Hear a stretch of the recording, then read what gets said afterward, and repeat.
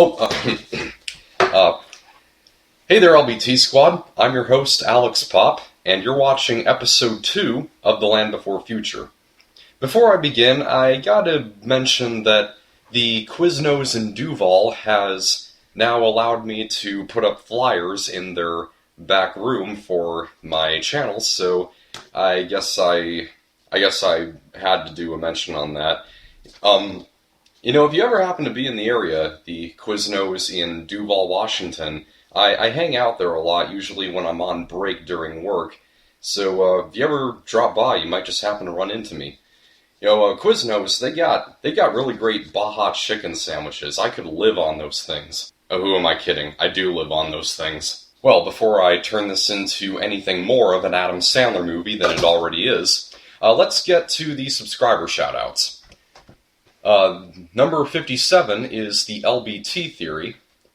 Number 58, I have to give a very special shout out to. Number 58 is Allegro Giocoso, and he's actually been subscribed to me for a while, but I had him blocked up until now. There was a very big misunderstanding on my part, and so I just want to say to Allegro Giocoso that I sincerely apologize. You weren't who I thought you were, so I'm glad to have you be a part of this channel. So, moving on to number 59, Wyatt Forrester, you're number 59. Godzilla 2877, you're number 60. Number 61 is Mr. Kyle's Films 1 Productions. And last but not least, number 62 is Roleplay Universe. Thank you all very much for joining. I'm really glad to have you here. So this is the second episode in a series on this channel where we go over what we might want to see from any upcoming Land Before Time installments. And in this episode, we'll be discussing what could build on the character of Littlefoot, the main protagonist and leader of the gang. We now know that Littlefoot is going to have the main story arc in the upcoming The Land Before Time 14, Journey of the Brave. Of course, in all the other movies, he has a main story arc, with the exception of The Land Before Time 12, The Great Day of the Flyers. It's Petrie and Sarah who take center stage in that one. But in this next movie, Littlefoot sets out to the Fire Mountain, which is probably set apart from the Smoking Mountains in some way. He's headed to find his father, who is trapped out there. How he's trapped and how Littlefoot knew that that's where he is, we don't know yet. But what could create an interesting story arc for the two of them is if there was some tension between them.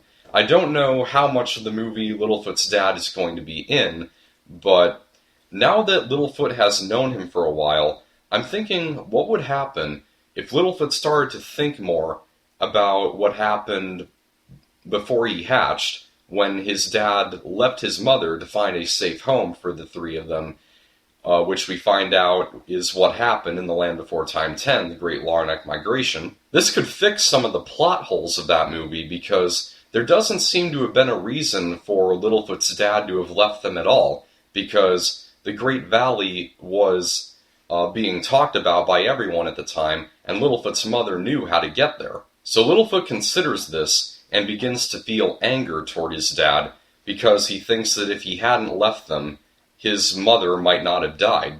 But when he learns that he's trapped out at the Fire Mountain, Littlefoot has to get past these thoughts because he knows that his dad's life is in danger.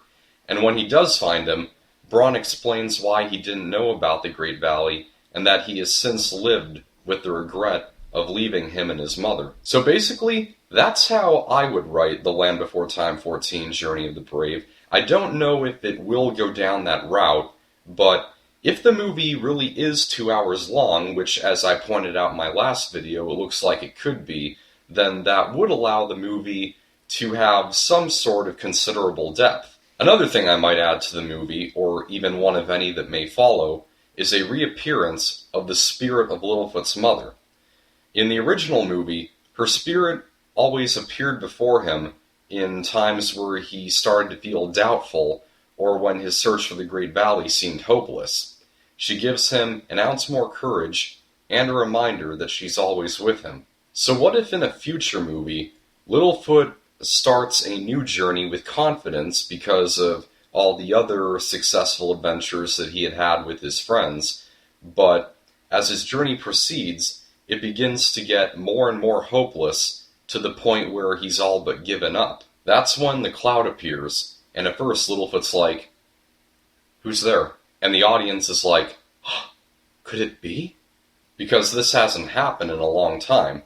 And then we hear her voice calling his name, and Littlefoot is filled with tears of joy to hear from her again. She speaks to his heart, and after maybe half a minute or a minute, she leaves, and he regains his confidence. Journey of the Brave would be a good time to do something like this again. As Littlefoot is trying to assure his dad's safety, it would be an emotional experience for him. And revisiting some of the sad or dark scenes like that from the first movie would draw more attention from old fans. Now, to go beyond Journey of the Brave, I want to bring up a comment on one of my other videos from FilmBuff06, who said that he'd like to see a movie that does more with Littlefoot and Sarah's friendship, because he's seen a potential romantic element with them throughout the series. I will tell you, FilmBuff, you're not the only one who's seen that. There are a few fanfics out there that have had Littlefoot and Sarah get into a relationship. Not very many, but a few. As for me, though, I can't say the same.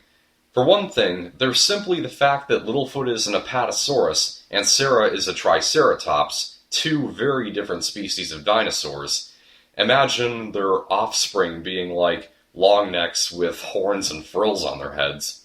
That kind of thing was done in the Shrek series, with the offspring of dragon and donkey, but that's played for laughs. The Land Before Time is a bit more serious. But aside from that, I never saw any romantic interest between Littlefoot and Sarah, and it doesn't seem like they'd go very well together. They have frequent arguments, some of which get physical, and they're opposites in more ways than one.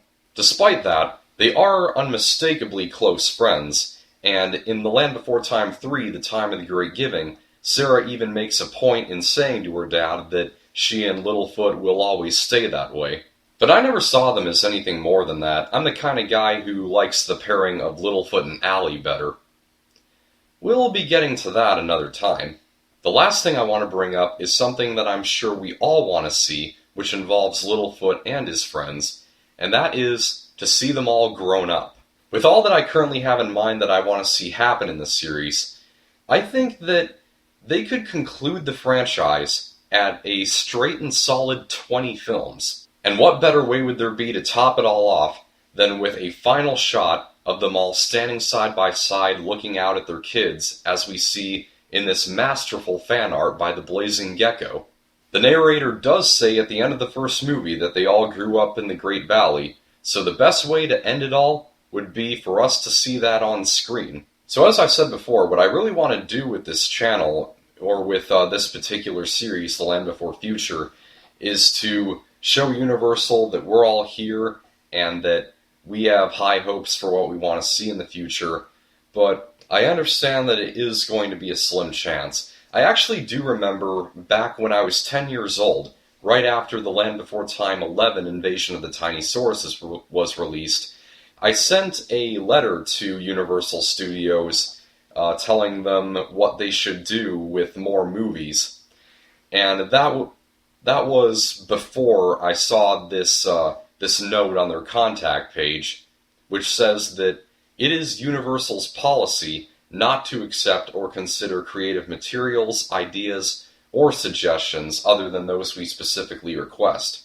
So the only way that this is possible is for these videos to probably go viral and for someone in the industry to come across them and then specifically ask me, or ask us anyway, if they understand what I'm saying on these videos, so that there's no misconceptions or misunderstandings. So again, I understand the slim chance, but for someone in the industry to contact me and say that they could really take some inspiration from this, that would be just the dream of a lifetime come true. That's a wrap for now. Let me know what you thought of everything that I mentioned in this video. If you have anything in particular that you want to see happen in any future Land Before Time movies, leave it in the comments and I may bring it up later on. If you liked this and you want to see more, slap the like button, subscribe for future videos, and follow us on Facebook. Thanks for watching. I'm your host, Alex Pop. Catch you later.